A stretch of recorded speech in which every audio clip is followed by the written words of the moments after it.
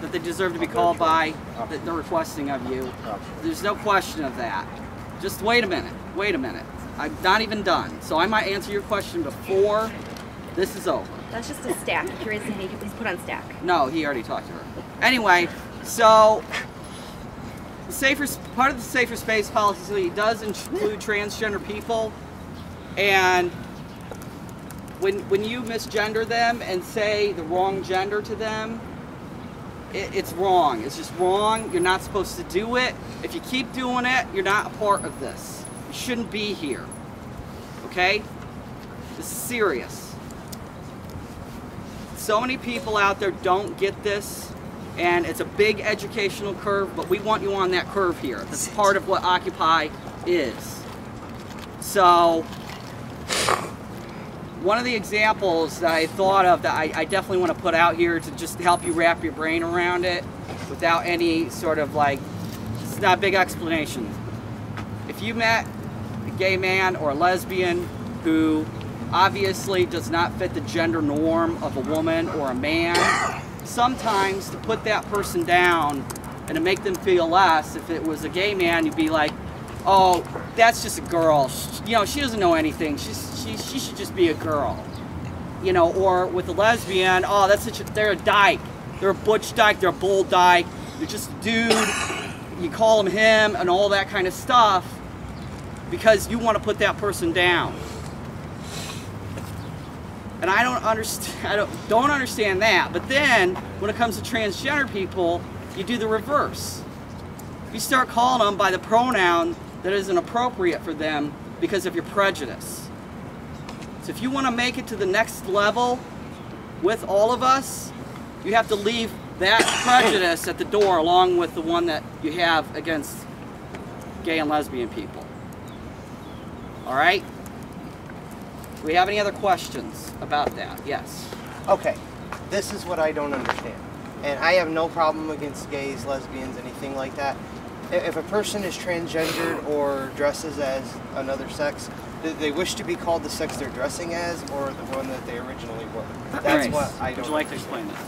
The best way to go about that is ask somebody what pronouns they prefer before you assume. Okay. See, I find that uncomfortable, but I will try to do that. That is not uncomfortable for the person who is transgender. I understand that. I understand. In fact, they will highly appreciate it. It's not uncomfortable by any prejudice of mine. It's just uncomfortable because I'm afraid I'm going to offend someone. No, you don't offend them by showing them that you appreciate them as an individual enough to ask them. Understood. You see, you almost understand the culture that I grew up in. I know a lot of people grew up in this American culture. You're not alone. Yeah. A lot of people grew up exactly the way that you did. Yeah. You thinking that you are special in that thinking? No, I don't. You are not. So this movement is about cracking through these bad thinking. And this is a part of the bad thinking, not treating people with respect because you have been told by mass culture, mass media, whatever part of the media that you tune into, that someone is bad because they don't fit into that box. And none of us here fit into the box right now. We are at Occupy because we have exploded the box. Okay, so how's our stack? Who's first? Okay. Before he starts, we're gonna have Amjad. You're pointing at Amjad, not this guy. Yep. Amjad is gonna give his proposal fully. We're gonna ask questions. If you feel that your individual proposal matches with Amjad's, please have yourself taken off the stack. We do not want to repeat proposals. I would rather you discuss fully why Amjad is taking the stage. Ask him a few things to clarify between your two proposals to make him match better while he's up here. Question? Yeah. Did we want to list all the proposals first and then do discussion on which one we feel is preferable, or do we want to go proposal discussion? Well, we need to do proposal discussion, but do we want to announce everybody's individual proposal just to clarify before we get to that? I don't know. Kinda, and that, I don't know. So like I said, the consensus process, I'll read it again. First, I feel we should introduce the issue and provide clarification and define the question and then go about it like that. I think it's important to not jump ahead and have a proposal. I think we should talk about what's being proposed at hand and what the issues at hand. Proposal discussion. Right. But you want us to clarify what the proposals are about first. Yeah, what's the issue? Okay. At least one So- person likes that. How do people feel about that? We want to clarify what we're talking about first. Would you prefer to do that? Yeah. Okay. All right. Hi. So yesterday we had a work group that met to bring a recommendation in the form of a proposal to the 1 o'clock General Assembly right now. The work group met to discuss in a broad fashion the sustainability of our occupation here and everything that's involved in keeping it healthy and sustainable at this site. And the reason we were discussing this, so I'm going to give you first a little bit of background so before I go ahead and actually give the actual proposal. So I'll announce this is the proposal before I give the proposal, just so you know, but I'm going to come up with a little background first. This occupation started on October 11th, I think? 10th, thank you. 10th. So it's a couple of weeks old, and through these couple of weeks, we've been facing some challenges.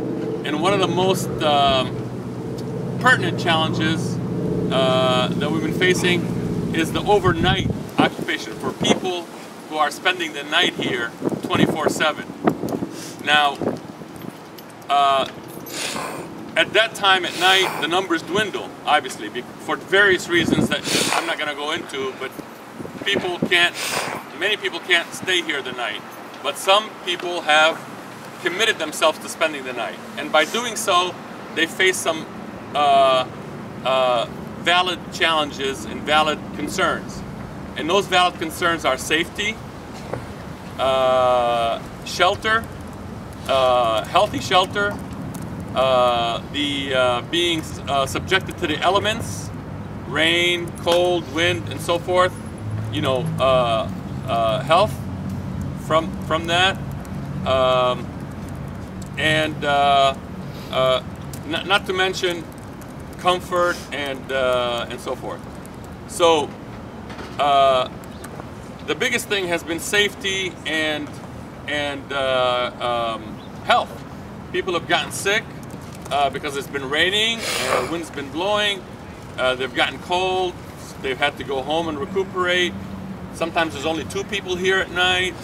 And these are very valid concerns.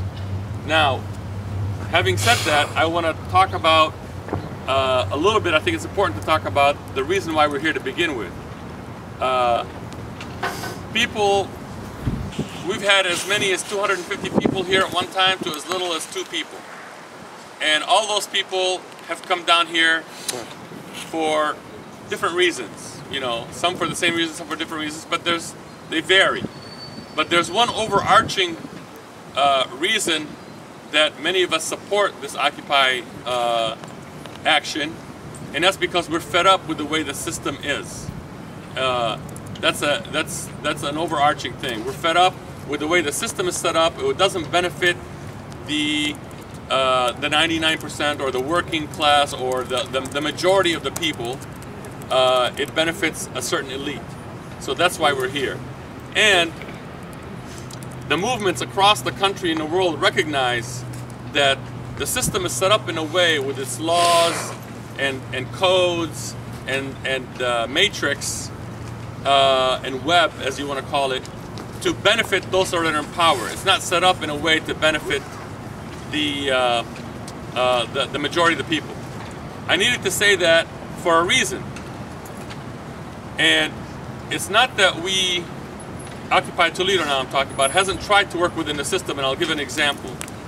For example, we made a proposal to the city of Toledo that we would like, now that we've chosen this location, we would like to set up tents, we would like to set up shelter, we would like to get some porta potties and that kind of thing. Things to make it safe and secure and healthy for us to stay here 24/7. And we were kind enough to consider the city and to give them that proposal. Now, that was done about 10, 12 days ago, and to this day we have not had any reply from the city. And we have not had any official communication directed at us from the city in any official legal way. We've had different communications with different individuals, but nothing between the city and Occupy Toledo. But we have gotten the message clearly from the city of Toledo and from the police department, in generally speaking, and that is they don't want us here, and it's become a game of attrition. So instead of coming to tear everything down, they're basically not allowing us to have tents. If we put up a tent, they come and they take it down. If we put up something to keep our hands warm, like a little fire pit that's closed, they come and tell us to move it away, and that kind of thing. So they're basically, our channels that we've opened up with the city to try to work within the system that we're fighting against to begin with has not had any fruition. So I needed to give this background because those are the two important things you need to keep in mind when you hear the proposal that I'm about to make. And